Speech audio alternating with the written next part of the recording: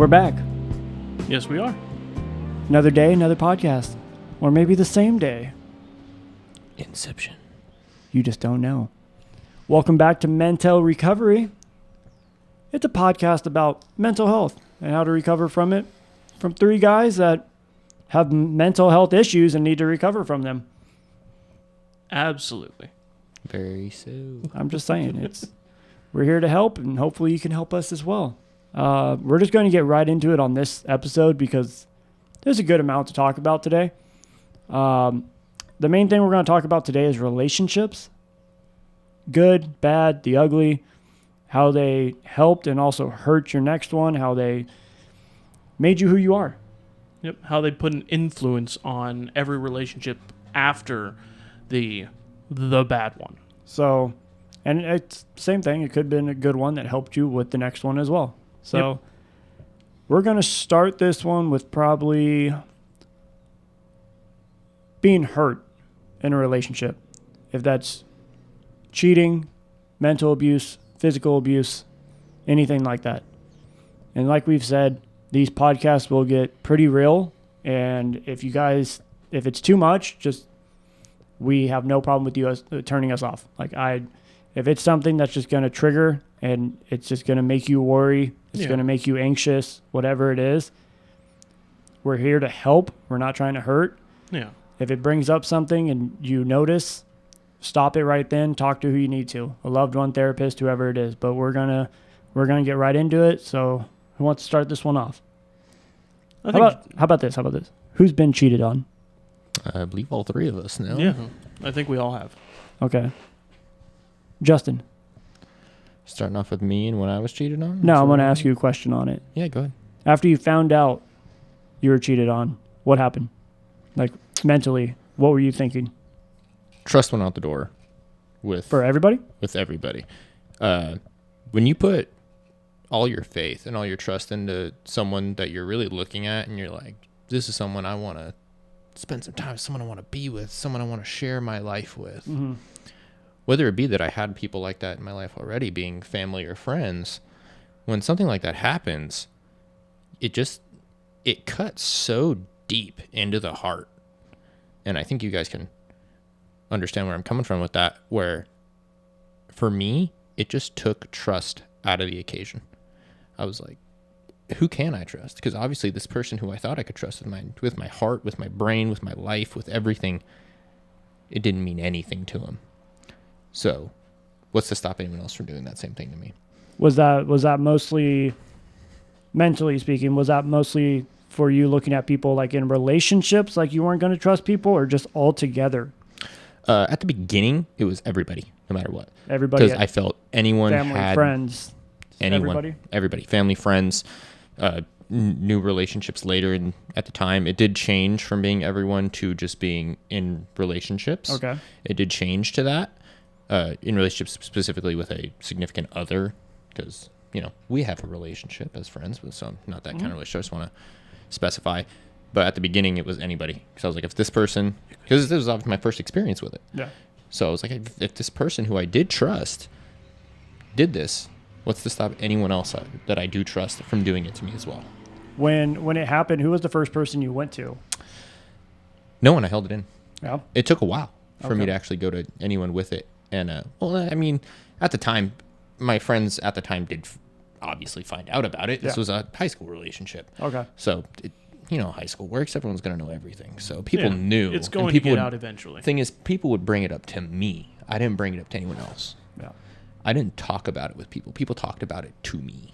Okay. To see how I was feeling, not necessarily as a, hey, are you okay? But hey, I heard this happen. You want to give me the dirty details? And I'm... Yeah, because it's all gossip and rumor. Yeah. Exactly. Was this your first relationship, or is this just the first time you were cheated on? Both. Okay. The first relationship I count. Because we all have those relationships. There's 2 ones weeks, before you're where it was like holding hands. Yeah. Yeah. Okay. Zach, first time being cheated on. First time being cheated on, I felt betrayed, and like he said earlier, or not too long ago, I felt like I couldn't trust anybody. It wasn't really it wasn't the fact that I couldn't trust anybody. It's just, okay, I can't trust somebody that much. I have to put up a barrier and make sure that I don't show everything to this person, because same thing could happen. They can just up and leave. They can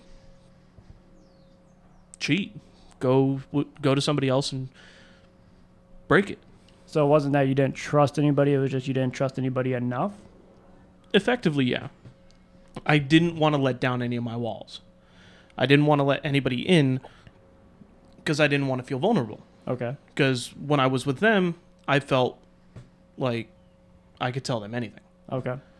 I felt like I can open up and just basically let the floodgates go.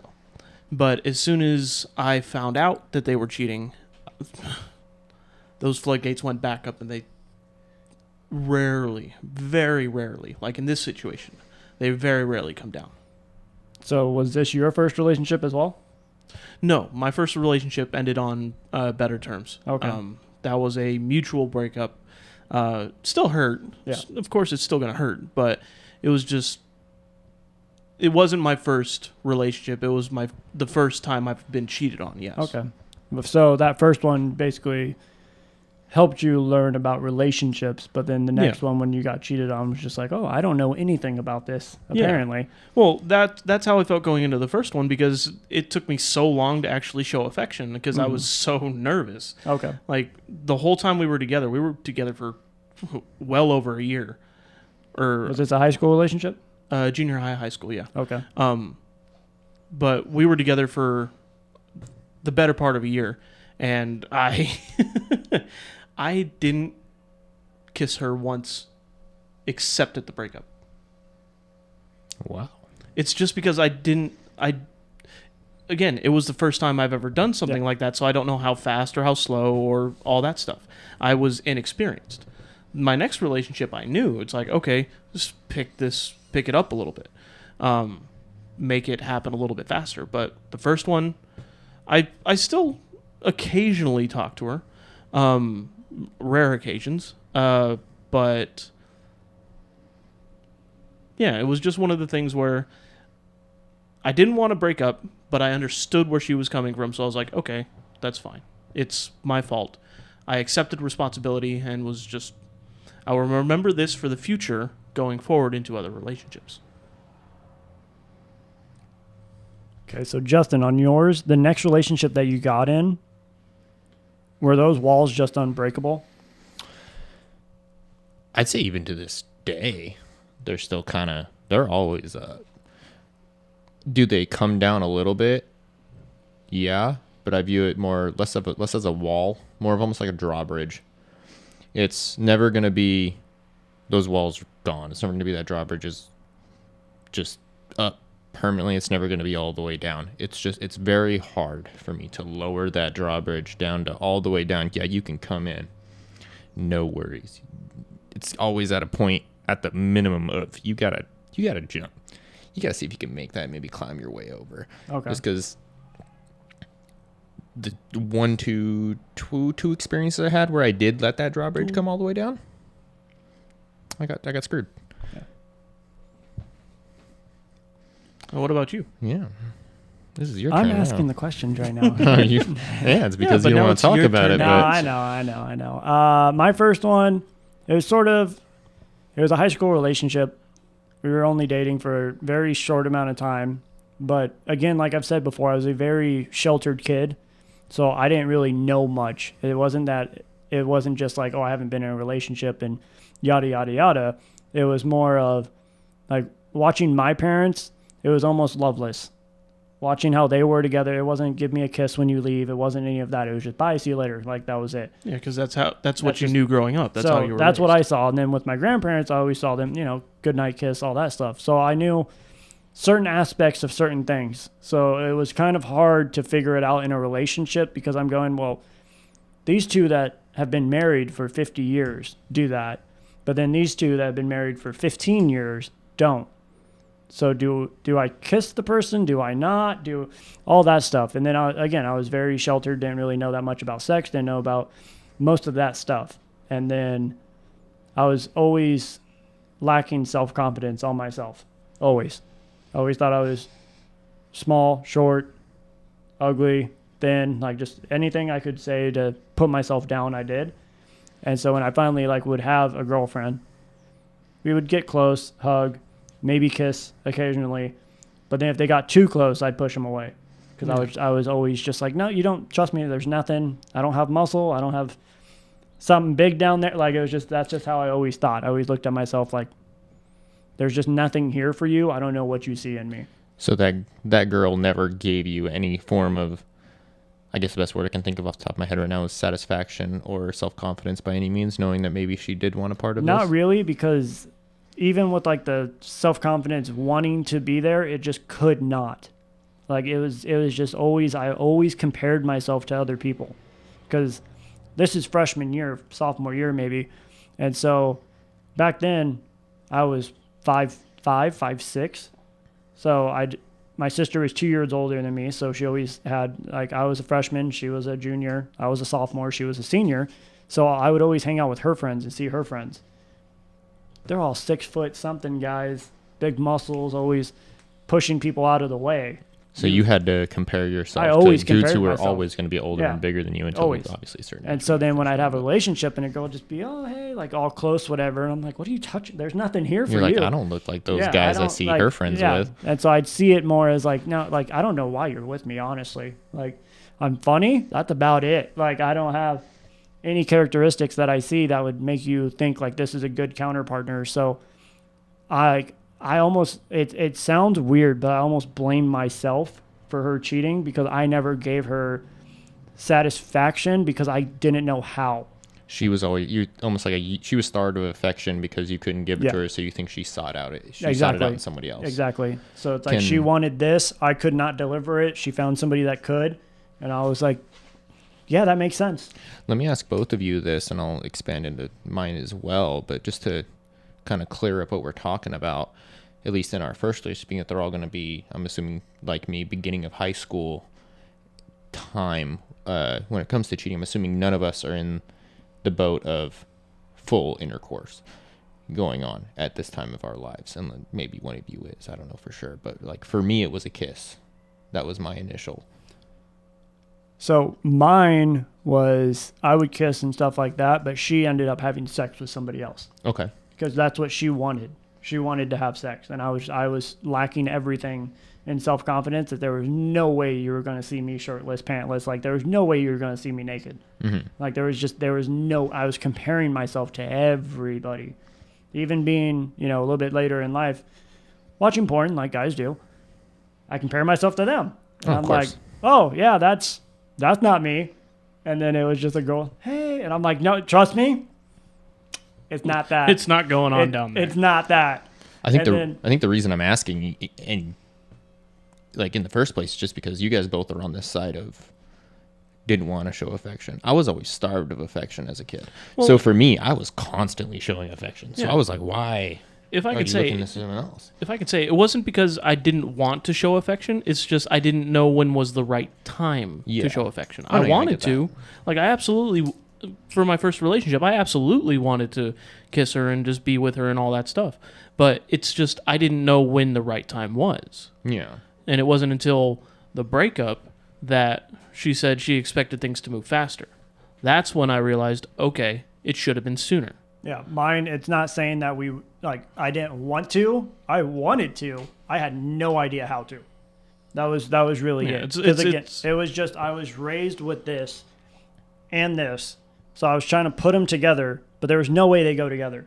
So then when I have a girlfriend and she's, wants to have sex or anything like that, I'm going, what? And it doesn't help that you're growing up in a household like you described as loveless, where you're like, I'm seeing two people who have been together forever and they don't even hug or kiss, so why should we? Exactly. Or when is the right And then time when to I do do that? see that, it's two people that have been together for 60, 50 years. Yeah. And so it was like, well, I understand. Like, that's a long time. Which is one of the reasons there's a lot of love there. Yeah. This is new. Is there love there? And if there is, do I do that or do I wait? Well, I'm not really sure. Well, you want it, but I don't know if I'm supposed to because of this. And then at that time, it was kind of a religious thing as well, where it was more like, well, I'm getting raised this point of view, so maybe I shouldn't. Mm-hmm. And then it was, getting a little bit older. I don't really agree with it anymore, but it was that at first. So I'm very aware you don't agree with it anymore.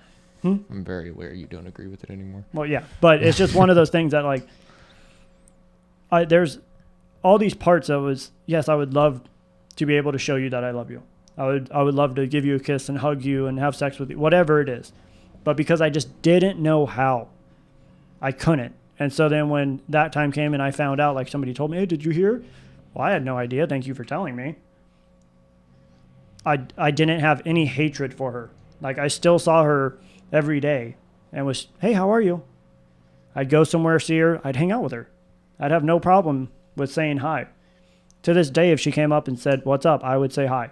I have no problem whatsoever because I just blame myself for it. It should have been a relationship that when it started getting to there, I should have been open more and been able to say, hey, I don't know what I'm doing. Sorry. Can you help me? Like, I don't know. I think that's where the luck came in for me. I mine happened to was- be dating a girl who I may not have known, just like you guys, when the right time to do that was, but she was very open about affection. And because me being starved of affection for so long, someone wanting to do anything with me was like, wow, yeah, let's do it. So for me, a week in, I was kissing her, months later doing more. And then even just a kiss to me at that time, I mean, even now a kiss is still a very intimate act. So that's what really tore me down. But we've heard what yours was, being full sex. What about you? What about you, Zach? Mine was full sex. Yours was full sex as well. Okay. Yeah. Your guys' high school was doing a lot different than mine. All right. Yes. Our high school was 100%. Yeah. Mine, if we're going into the cheating part, I was already intimate with her, all that stuff. It wasn't my second, I believe it was my third. The third one was the first time I was cheated on. She would come over to the house, we would do the dirty, and then she would Have sex. Yeah. Did we get an age around this time? You don't have to. No. Okay. That's just a question. It's high school. I'm not going to divulge ages like that. Old enough. Yeah. Old enough to have two consenting parties. Okay. Anyway. Yeah, keep going. Her and I dated for roughly 6 months. And when we separated, it was because I had a very dead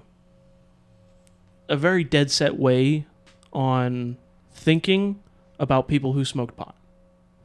Now I don't care. You can do it. It's not my thing. Oh, okay, I'll be right back. It's not my thing, but I can understand the benefits and all that stuff behind it. But back then, it was, I don't want to be with somebody who smokes. I don't want to be with somebody who does that stuff. And she was doing it. We weren't having sex. She was smoking, but she didn't tell me.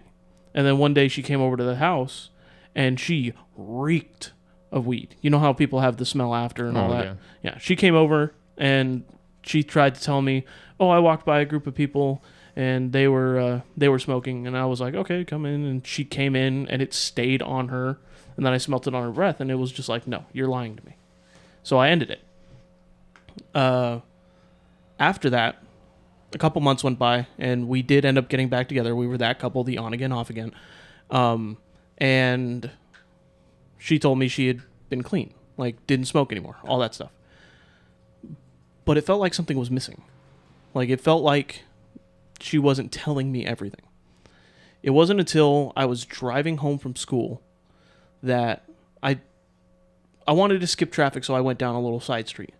When I made the last turn, almost home, I looked over into a little grass embankment, and I saw her laying with another guy. Like, on the backside of a hill, right on the street, his pants all the way off. She saw me, like, saw my car, saw me, and quickly did the little meerkat thing and looked, and then, whoop, ducked down behind him. So I just got on my phone, gave her a call, and she gave me the whole spiel. Oh, we were just hanging out, blah, blah, blah. It's like, no, his pants were off. I saw everything. We're done. And I felt betrayed. I felt betrayed. That's a horrible way to find out even. With that, did you see her smoking as cheating? No. Or no. just lying and it was just a straw, and then the actual cheating was cheating? Yeah. To me, it was, like I said, I had very dead set beliefs back then about people who smoked, because that was something that my dad, but that's another story. A whole nother story. Yeah. But I was dead set that if somebody smokes, they're doing something else. It's a gateway to something else. So with her smoking, did that make it more of like the walls getting built with her from just lying to you? Effectively, yes. Because and then that's why it was on and off again, because it was just like, I kind of trust you now, but not fully, but I'm not going to say that. And then once the cheating happened, then it was, okay, you're dead to me. Like, we're done. Yeah. Say, for example, the walls, when we first started dating, were about like hip high. Anybody can get over. Okay, come on in. When I found out she lied to me, those walls shot up to 6 foot, which was funny because she was only like 4'5". So she had to do a lot more work to try and get back over. After the cheating thing, they're 10 feet with barbed wire. Oh, taller than that. Great Wall of China. Give it a whole 2 LeBrons on that wall. Effectively. But that is the state, if not worse now, than that my walls have been at. Okay. So with that, when you got cheated on, is there anything you wish you did that would have helped you? In my situation, at least, I don't think I could have. She was getting constant attention from me. She constantly not got that affection. way, not that way. So like mentally. Oh, right? mentally, as in help me help figure you out after, that situation. like after she cheated, all that, and your walls started going up and everything like that. Yeah, your drawbridge started mentally, to get pulled in. your drawbridge. Okay. What mentally do you think from. would have helped you? Biggest thing that would have helped me is always, I think, the same question we all have, which is why? Why are you doing this? Why did you do that? It would have been lovely to get an actual real answer and not what I did receive, which was what's the word? Basically excuses. Yeah. Excuses or defensive answers. Okay. So with yours, same question.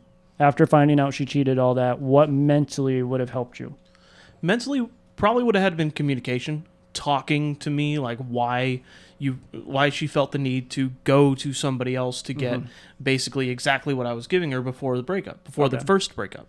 Because before the breakup, when she was smoking, we were fine. We would go hang out with friends and all that stuff. We would have sex almost all the time and wherever. But it's just, as soon as that, I guess that trust was broken, it felt like it was never back up to that level. Okay. Like it was never quite reached back to where it was before. And I was trying to figure out why. And I would have loved for her to tell me, hey, this is why. And then I can be like, okay, that's what I need to change. That's what I need to focus on for my next relationship, because I'm not getting back with you because you cheated. So we were both on the same page there of wanting to know the real reason. Yeah. Getting that real why. Yeah. For you. Opposite. Well, I'm talking to him. Yeah.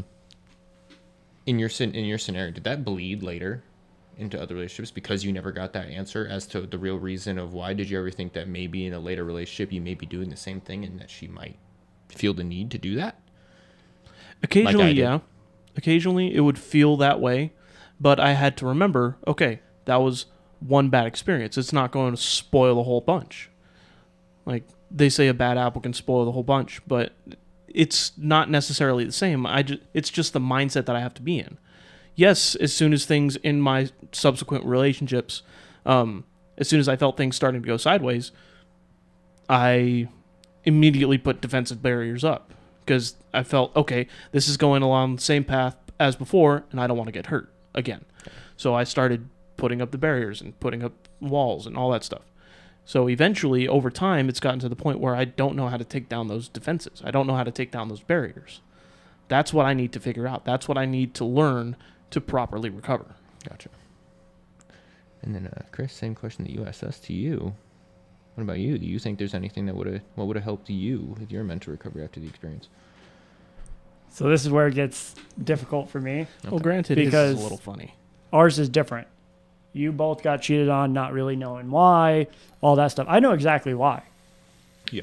Like mine isn't just like, oh, well, I showed you. I didn't show you enough. I wasn't capable of doing that. Which is why you blame yourself. So when she went, I was like, yeah, that makes sense. There was no like, oh, what the, I hate you. What are you doing? Blah, like, I'm going to build these walls. No, I don't have any walls there. It was literally just, I don't know what I'm doing. Sorry. And then it was mentally, there was no hatred. There was nothing. There was nothing for me on that for the next relationship where I was like, okay, well, she cheated and now I don't know what to do with the next one. And because you knew the reason why. I knew you the just reason. fixed So that then it was, issue on okay, the let me later get in this relationship. next relationship. We'd be close. We'd date, kiss, whatever. And then we'd get to that point again and I would break up the relationship. I was incapable of keeping a relationship at the younger age because I did not know what to do. All my relationships for freshman, sophomore, even junior year, I couldn't. At like junior high, fundamental school. But there was no relationship that once it got to that point, I knew what to do. It would get to that point and I would go, hey, I'm sorry. I don't know what I'm doing. We need to break up. And we date for, I'd only date a girl for a month. And it would be, hey, Chris, how it goes, wanting to have sex. And I just didn't know what to do. And I go, hey, I'm sorry. We're going to break up.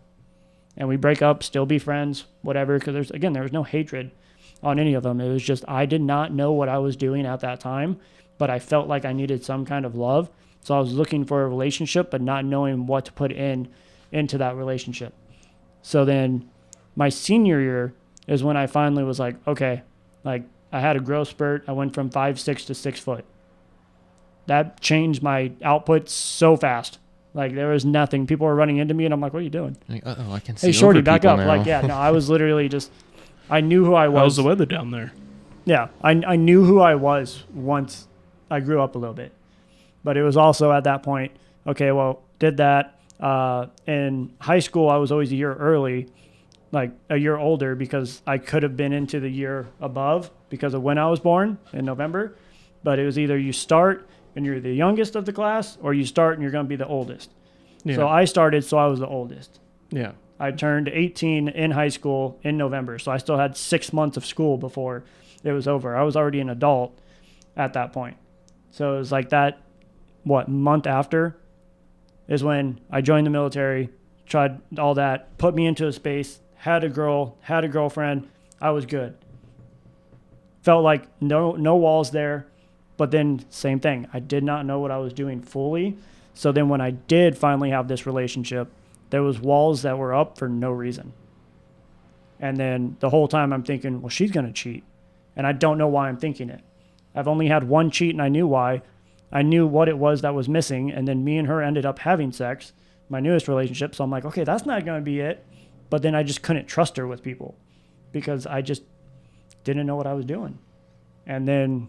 Do you think it bled into a fact of you knew that the reason you were cheated on in the first place in your first relationship was that there was a lack of affection there, and now you're giving affection to this other person, but you're worried that if you stop giving affection, like say in the military or just even leaving the house kind of thing, you stopping giving affection is going to make her want that again? To a certain extent. And do you think that's why maybe you had that idea with that next person? To a certain extent, yeah. Because I know what I'm doing, which is sex. And so me and her had sex. So I was like, okay, no reason for her not to believe me. Like, we're good now.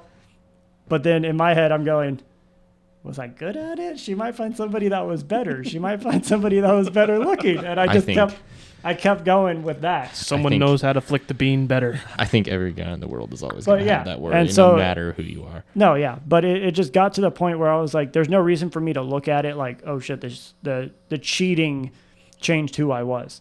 The cheating didn't change who I was. It wasn't, because I understood. It was that relationship when I found out, like you said, I left. I was only in the military for about a month because I lost my hearing. I got medically discharged, all that. But when I called her and told her I was coming back, the first call was, oh my God, how are you? And then it was, I'm coming home next week, sorry. Call her the next day. Hello? Sorry, I'm busy, what's up? And I'm going, okay, she's cheating. Like I wasn't able to give her attention for a month, and now she found somebody that did. Came home. It was over the day I got home. Was it any of that? No. It was because my walls were so high that it was what you said. It was a month of being away, so I'm writing letters to her that I was an idiot. Basically, oh, if I come home and there's all these guys around you, I'm going to beat their ass. I'm going to do this. I'm going to do that. No reason for me to say that. Do you think that drove her to do it? Oh, easily. Like that, it drove her to break up with me. I don't know if she cheated, but how she was talking, it just made me feel like she was done with this relationship. That's what it gave you. It gave me the idea that she was done with this relationship. That even if she wasn't cheating, she found that next partner. But I know it was me with my walls and me just being an idiot going, well, if there's a guy near you and he picks you up, I'm going to look at him like, what are you doing with my girlfriend? Because, again, in my head, I'm going, well, I didn't give her enough, so she's going to find somebody that did. And instead of telling her, like, hey, I'm scared of losing you, I was trying to scare other people away from her. And I know for a fact that does not help in a relationship for her or me. Like, everyone else, I feel very sorry to her, like, for even having to put up with me. Like, as soon as we started dating, I wish she just broke up with me because I was an ass. But I know why, and after that relationship, most of that went away. There's always going to be some kind of trust issues. There's always going to be that kind of stuff, but I talk about it. Like you said, communication is key. Yeah, always. It's one of the keystones in almost every single relationship. Yeah. Or it should be. Yeah, so it's like mine, I'm not really worried about, like, again, I know most people, they get cheated on. The next relationship, they're worried about getting cheated on. I'm not really worried about getting cheated on. Mine is I'm worried about getting lied to. So it's like mine always stays on that. I don't like even the whitest lie. I don't care about the smallest detail. Tell me the truth. I think for me, it actually bled a little bit into an interesting area where my trust issues are such a problem, where I think cheating is just always on the other person's mind because of how many cheated on me consecutively throughout relationships, and I never got a real reason as to why. And being that, I don't know if it'll ever go away. Yeah. I'm sure it'll get better. I think you probably have the most insight recently as to them getting at least a little bit better as far as it goes. But it's so hard for me to trust again. With that, okay, if you put it into a different perspective, right? Is it harder to be now in a relationship that is so loving? Insanely. Like it's nuts. I have such a problem trusting usually, and being that someone who I have no reason not to. I've never had the reason not to trust this person. So now my trust issues are going, don't trust her. But I'm like, I can't. What do I do now? Yeah. It's a confliction completely. Because, like, in the back of your mind, you're going, like, I can't trust anybody. But then as soon as it's her, you're like, well, I can trust her. What do you mean? Yeah, somebody started showing you affection and you were like, what is this? Yeah. Why is it different? Like, I don't even want to say I put her through tests, but they were things that were just happening. And I viewed them almost as like, oh, hey, that's happening. I wonder how this is going to go. Yeah. Because maybe I may have not set up the test, so to speak, but she passed. Yeah. Like, she did exactly what I wish someone in the past would have done. Yeah. So it's like right now, I'm just going to clear it up a little bit. We're talking about, like, in the relationship, because right now I'm not in a relationship. He's not in a relationship. So I am. for us best to understand the mind on this is talking to somebody that is in a very healthy relationship, because neither of us are even in one. And, like, my last one was very healthy. Don't get me wrong, but I'm not in it anymore. It didn't end bad. It was very good. But I want to see mentally, when you go through such a heartbreak and you go through such shit, basically, and now you have this relationship that everybody on the outside can see that she loves you, that she will do anything for you, that she wants you to be a better man, all that. How hard is it as a man to have that and actually really trust you, like trust her and yourself with it? It's actually really hard because in the past with my other relationships, even my last one, which was 6 years almost, I never had this feeling like I do now of being able to completely trust the person I'm with and being able to give them everything I have. I haven't had that in a long time. She still doesn't even have everything I have, just because things have gotten in the way of that, mainly meeting family. But being that that's there, brought on a new set of issues that I didn't know were as strong as they are, which is now that I have this person that I feel like I could really build a great white life with. Mm-hmm. And now I have this overwhelming sense from a different area, which I'm sure is for a different episode, but I'm just going to say it anyway. Sense of being that provider, sense of being that person who can take care of my family. And I didn't know that was there before. I'm not even saying do you. I will. Do you feel like she's putting any pressure on you? No, actually. The only pressure I've ever gotten from her is to work closer to home. Yeah. And that's just because it makes sense. Yeah. Like with your last one, did you ever feel like there was pressure? There was more pressure on me, or from me to her, but it wasn't a financial thing of a providing. It was a trust thing.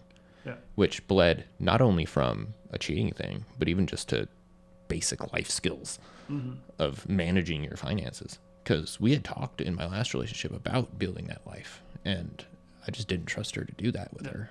And again, I've known you for a little bit. I was there for the end of that relationship, and I was there for the biggest parts of it. The very beginning of this one. I was there the very first day you guys met. Mm-hmm. And so it's like, from the outside looking in, it's very nice to see you getting what you deserve, but it's also very hard to watch, because I know mentally for you it's difficult. Oh, insane. Because you have this, what we're looking for, somebody that will love you for being you. Yeah, love you unconditionally. Like there's nothing there that she's just, well, you bring this, so that's why I love you. She's literally going, I love you, and anything you bring with you, I love. Mm-hmm.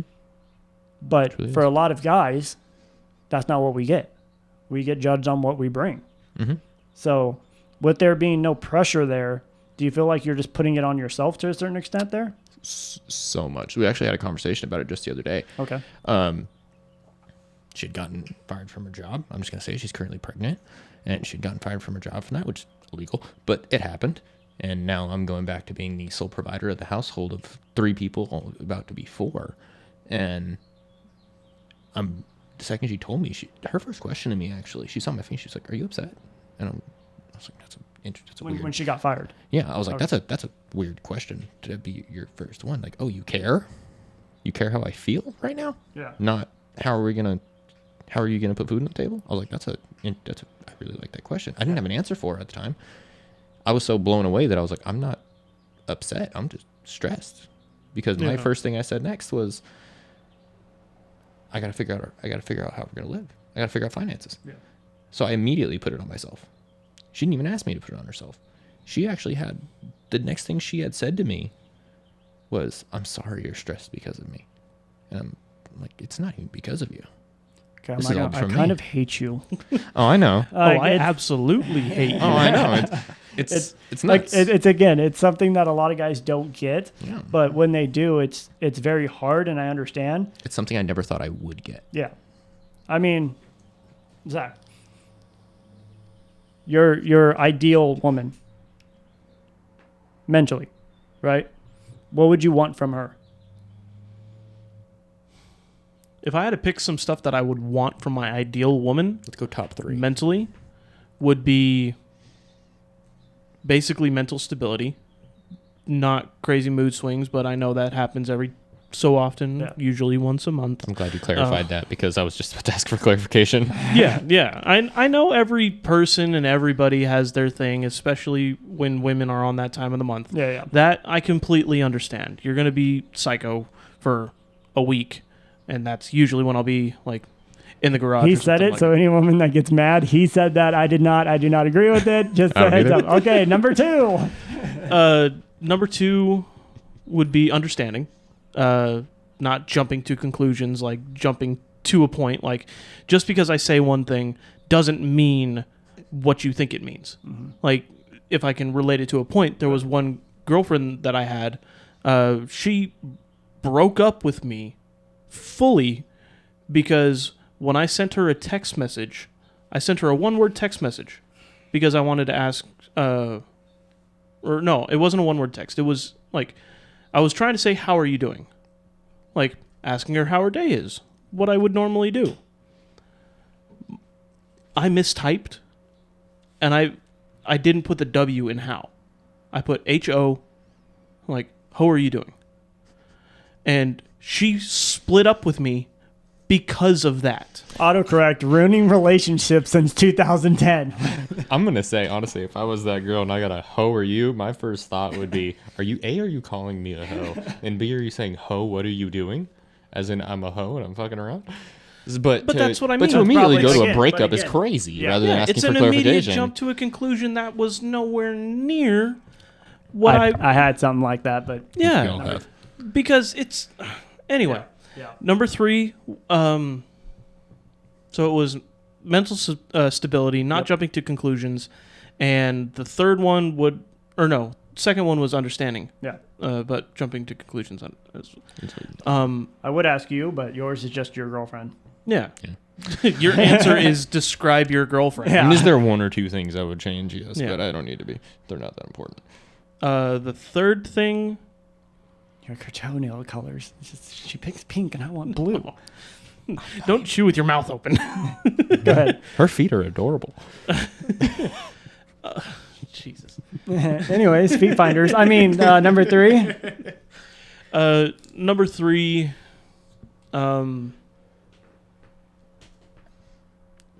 Find a way to relate. Find a way to see a common ground. Like, be able to say, oh, I understand where you're coming from with this because I did this, and then explain it.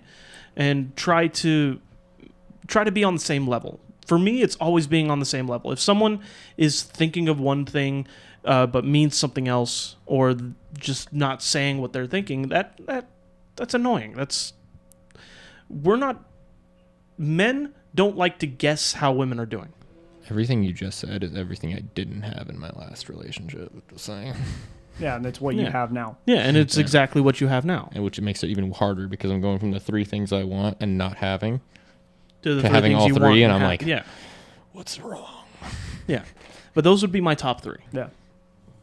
What about you, Christopher? First off, don't ever say my full name. I felt like I was in trouble. Felt like I had to go see the principal. Like, holy when someone cow. throws a middle name in, it's, Oh yeah, don't no. even try that. Oh, Yeah. no. That I'm just ready for my mom to hit me. Like there's no. I'm like, oh crap, Batter what I do? Yeah, I'm like I'm gonna grab my paper and write. I'm sorry 1,000 times right now. What about me? And what's your top 3 things you want in a relationship? Yeah, mentally.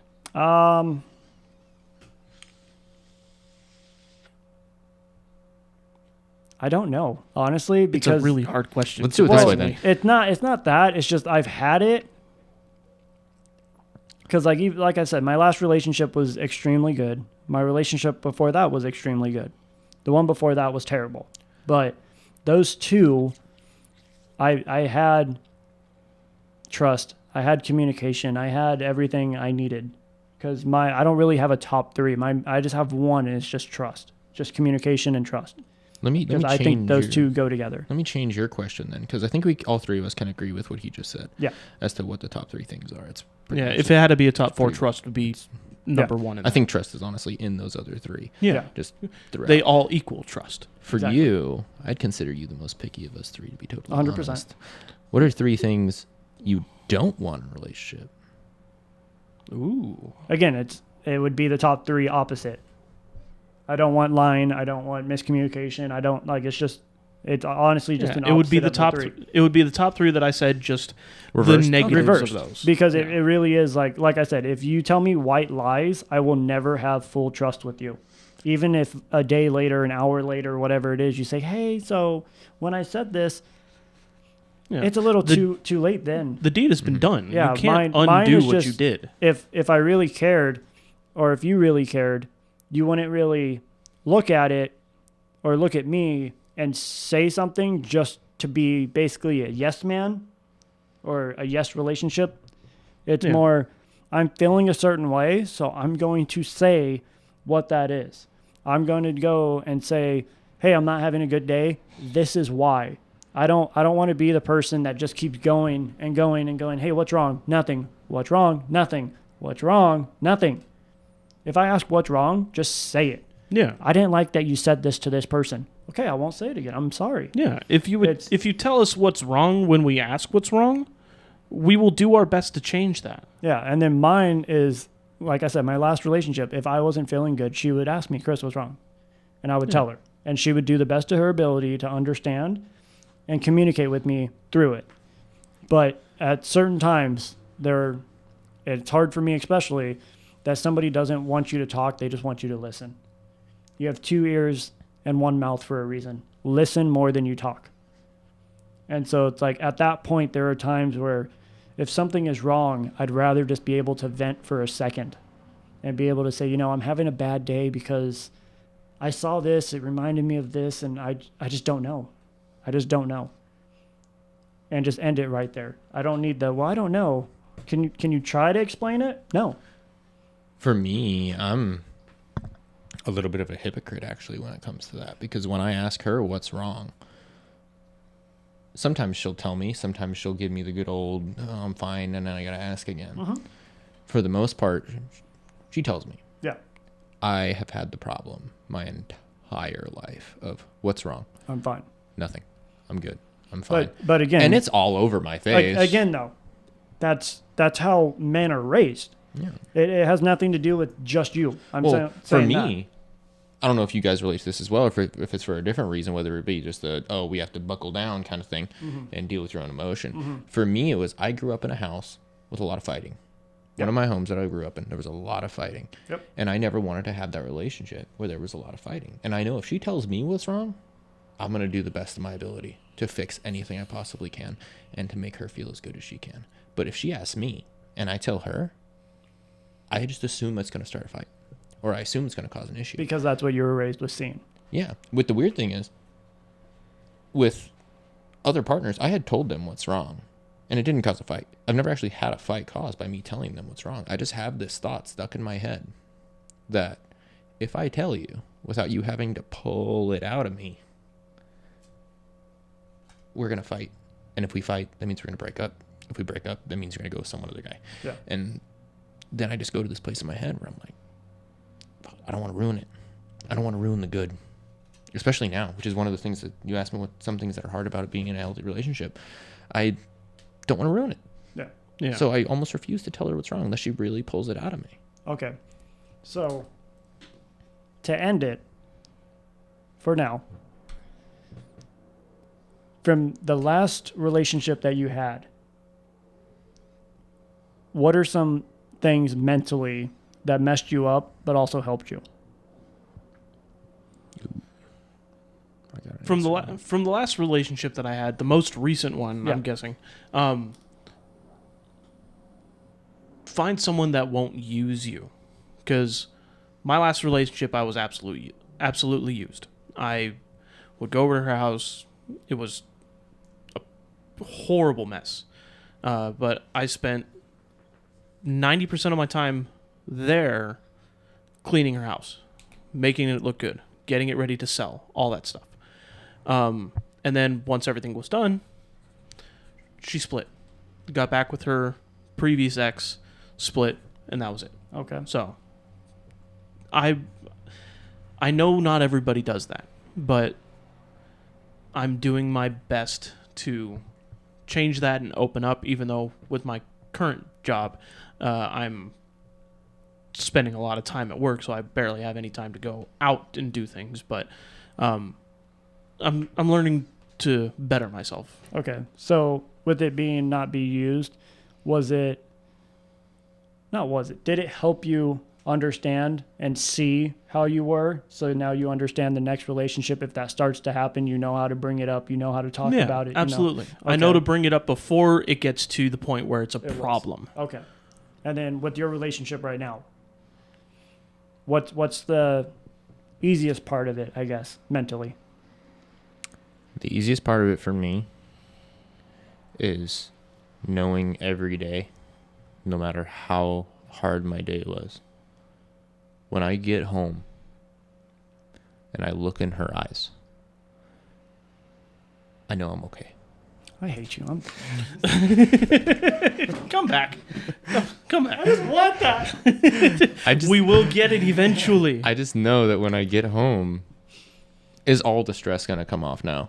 It never does. There's always something that's going to weigh on me.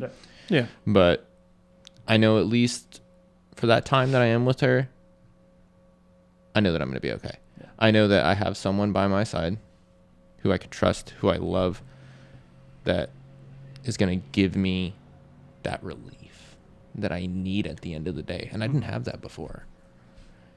If I can answer the same question you gave to him. Yeah. What's something you hurt you in the last relationship, but made it better for you overall.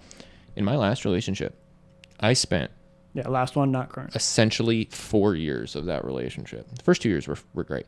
I spent the next 4 years having to shove my issues down so low. I'm talking Bermuda Triangle. They almost disappeared, but they were always there. Yeah. Just so I could deal with how much she had to do.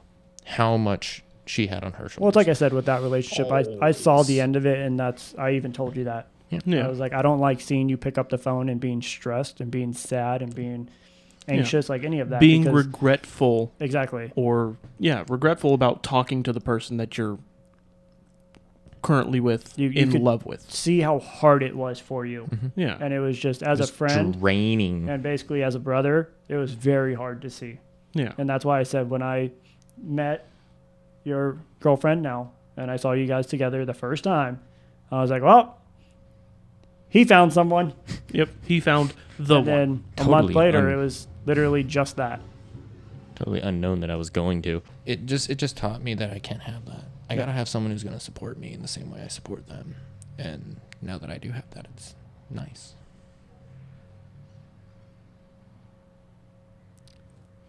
I hate him so much. I know you guys hate me, okay? But just know, when you find it, I'll be here for you. Yeah, no, I love you for it. I love seeing it for you. That's for sure. You know, I'm joking around. I know. We both are. But no, you guys are joking around just a little bit. No, there's a part of you that really hates me. There's a part of me that does hate you. But in every joke, there's a grain of truth. It's a love-hate relationship. That's what I was gonna say. It's a love-hate. Yeah, no, we love to hate you. You love it for me, but you hate that you don't have it. Exactly. It really is. It's not like the grass is greener, but it is just like I've had that. I want that again, but I want to mow that lawn. I don't want to mow the lawn. Yeah. I'm trying to let that lawn grow. But it's gonna be a jungle. No, like I said, I am happy for you. I'm glad that you're able to get that, and you know, like I've said, for the recovery process of it, it would be hard to go through all the relationships that you did, all the heartache, all the heartbreak, everything that was the lies, the cheating, everything, and then being able to find somebody that loves you and will take care of you no matter what. The recovery process isn't just finding it, it's how to actually learn to do it all over again. Mm-hmm. It really is. And so, like I said, I love you. I'm very proud of you for the relationship that you're in and being able to do what you do. Because like I said, it's just hard as a guy especially to say, you know what, I want to ask how you're doing and be able to be asked how I'm doing and actually talk it out.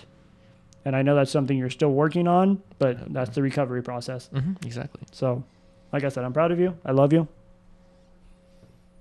I love you. I love you both with all my heart. I think it's time to read an AI story. It's that time. I love that time. Segment. Basically, it's a segment. Yeah. All right, guys. You know what it is. It's an AI story. It's AI generated. We write a sentence or two. AI takes over. It is a website we do not own. We just use. So with this one, because we are talking about relationships, cheating, hurt, loveless, we got a story that it wrote. I kind of reread some of it. I think you're going to like it. Now we got to figure out who's reading it. I vote Chris. You started the prompt. He was the most excited about it as he was pulling it up. Yep. I'm sorry you guys have to listen to me read. We're doing popcorn. I'm going to read a paragraph and then send. No, you wrote it. You do it. I didn't write it. The AI wrote it. You wrote the prompt. I did write the prompt. You are right. Okay. All right. So what I wrote How did my relationship turn into this nightmare? We were in love, but she didn't love me anymore. AI. I couldn't accept that she was leaving for a job opportunity in another city. The only thing we had going for us was our sexual compatibility. It was what drew us together in the first place, but it wasn't enough now. And as time went on, we drifted farther apart. She kept moving away from me until I realized I would never be able to win her back. And then she told me something so shocking that I can barely believe it myself. I knew she was seeing someone else, but I didn't know who. Not even when she left for work every morning. She would leave without saying goodbye. Or if she said anything at all, it would just be, see you later. It was like she was a different person each day, and the person I fell in love with was gone forever. She started dressing differently too, wearing short skirts and low-cut tops that showed off her perky tits. I did not write this. AI wrote this. When she came home from work, she looked happy, almost giddy, and I hated it. The worst part of it all was how much she talked about him. He was always there, somewhere in the background. Whenever she spoke about their relationship, it was like he was right there with us, but invisible. And the way she spoke about him, it was like she was talking about somebody else entirely. I tried to get her to tell me about him, but she would just smile and change the subject. After then, one night, after we made love, she told me she was leaving. She said she needed to move on, to find happiness elsewhere, and she didn't want to follow me. And she didn't want me to follow her. I begged her to stay, but she wouldn't listen. So I let her go. She moved out of our apartment, and I spent weeks trying to track her down. Eventually, I found her new address, and she refused to answer the door. After a few days, I just gave up. I figured she was done with me, and I should stop chasing her. But then I got an email from her. She asked if I wanted to see her again. She said she missed me and that she still loved me. I thought maybe things could be different between us, but I wasn't sure. When I arrived at her house, I found her standing in front of the door, looking nervous. I walked up behind her and put my arms around her waist. I missed you, I whispered into her ear. She turned around and wrapped her arms around me, hugged me tightly. I missed you too, she replied, and then she kissed me, and it felt good. Afterwards, she led me inside and showed me around the house. It was bigger than mine, with 2 bedrooms and a living room. There was also a pool in the backyard. We sat on the couch together, watching TV and drinking wine. She wore a tight white tank top that showed off her perky breasts and a pair of short shorts that were barely long enough to cover her ass. AI still wrote this. This AI really likes perky tits, man. Apparently. Yeah, this AI is horny. Yep. Her hair was tied back in a ponytail and she smelled like flowers. You have no idea how much I've been thinking about you, she said. Me too, I replied. I'm sorry I hurt you, she added. Don't worry about it. I know it's not your fault. Are you mad at me? She asked. No, I'm not mad at you. She said, good, because I do miss you. I miss you too. She said, I'm glad you're here. So am I. She took my hand and led me upstairs to her bedroom. Uh-oh. She had a huge bed with lots of pillows. Yes. Just like your kind of girl. The sheets were soft and white, and there was a thick comforter hanging over the edge. She laid down on the bed, pulling me onto her chest. I snuggled close to her, kissing her neck and running my hand through her hair. This feels nice, she said. Yeah, it does, I replied. Okay. This story had ups and downs, okay? And horny parts and not horny parts. Yep. But with this, with her leaving, finding somebody else, whatever it is, if something like this happened to you, what are you thinking? If something like that happened to me? Yeah. Basically, like you said, on and off again relationship, right? You've had one of them? Yeah, I've been in one of them. But if that situation happened to me, I probably would be a little bit apprehensive to get right back into things. Mm-hmm. Like, that's just my head. That's, again, a mental thing. Yeah. I would feel betrayed because I don't know if everything was going well in the relationship. Why did she have to go see somebody else? What am I not giving her that she needs? Or that she needs so badly that she has to go to somebody else to get it? If it was me, I wouldn't even be in that situation. Okay. I think I've been on both sides of that. Uh-huh. Now, on the one side of being him and she wants to leave, I think harkens back to the old phrase of if you love someone, let them go. Mm-hmm. Obviously, her bringing that up means it's not working. So I would probably let him go. But just like he said, I would be apprehensive to get back in. Because then from that point on, I'd always feel like the second option. I'd always feel like second place. Oh, I wasn't good enough the first time, so you had to find someone else. Yeah. Oh, that person didn't work out, so now you got to come back to me. Okay. Doesn't that just mean you're going to... Obviously, there was something that wasn't working here that made you leave, so isn't that always going to be there? And if you're not... Maybe if the person told me, oh, I left the first time because I wasn't getting this out of our relationship. Okay, maybe we can fix it. Maybe we can do that. Okay. I think it would also depend on the amount of time in between. If we broke up and then 2 weeks later she wanted to get back together, I'd be like, no, you just wanted to fuck someone else. That's all that was. Obviously, you had another option in the back of your mind at the beginning. Now, if it was like a year had gone by, I'd be like, maybe. It would start to cross my mind if maybe we can try this again. See if we can make this work, if it was that good of a relationship to me. Being that this started with, how did my good relationship become a nightmare? Like, it'd be on that. Now, on her side, being that I've come from that side as well, I almost wish I would have taken her round rather than what I did do. We probably should have told the person that I wasn't happy in the relationship I was in. I definitely should have. And I look back and I regret that. I regret those decisions. Part of me doesn't. There's always going to be part of me that doesn't regret those decisions because it took those decisions to make me really... Who you are. Yeah, I'm an impulsive person. I have ADHD. It kind of forces me to do some stuff and not even realize I'm doing it. But then after the fact, I had a little bit of regret. And there's also a part of me that went, why am I doing this? There's got to be something to this. There's got to be a reason why I did this. Again, wish I never did it. I'm not going to go into what it was, but I did it. And it's over now with that relationship. That's long gone. So... it hasn't bled anywhere near my current relationship, or I don't think it'll ever bleed again. I was just in something that I shouldn't have been, and I refused to see it. Or, well, there's a part of me that refused to see it, and there's another part of me that thought I had to be there. Okay. I mean, I see it from both sides on this, because, like you said, it started with, it was a good relationship, turned into a nightmare. She left, found somebody else, apparently. It was weeks later, it says, found her, and they fall back in love. Well, maybe not love. Probably lust at first, but... yeah, I mean, I miss you too, so... yeah. But mine on this is, like, there's nothing in this I don't really like, because I really, again, have been through this, so I understand it. I've been on the other end of this, I understand it. Like, there's just, like you said, a lot of people will... find something they're missing from somebody else and go, that's what I want, is I want that because this person isn't giving it to me. But then again, same as you, if you were just honest about that, we could have worked it out.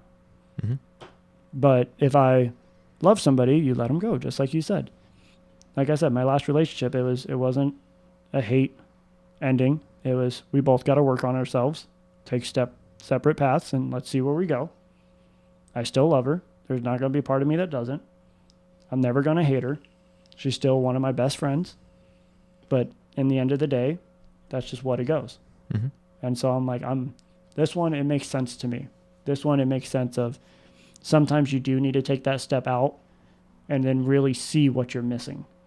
But there's the other part that my grandma taught me, my other grandma, that she says when that happens, tell the person take a long walk on a short pier. Good words to live by. If they want to go, if they want to go do that, yeah, go see the sights, see the views. Not going to be very long. No. That's just where it goes. And I'm just like, that's what I agree with this. It's sometimes you do have to let somebody go if you love them, because you have to understand mentally it's not good for you or them. This whole podcast was being in relationships, seeing the hurt, seeing the love, seeing the hate, and being able to learn from it. Not end it. Not just forget about it. Not just give up. Mm-hmm. Yeah, work through it. It's communicate. Talk. Talk with your friends. Talk with your loved one. Talk with whoever it is. Your family. I mean, talk to your pet. Sometimes that helps. But in the end of the day, we got to understand it is hard on the male side of this to really show our emotions. Yeah. Because we're always told to lock them up. Yep. Don't cry. Don't do anything that makes you seem weak. Yeah. And so with this, you already know. You're loved and you're worth it. You are enough. If you feel like you're in one of these scenarios, loveless, cheating, lying, anything, talk.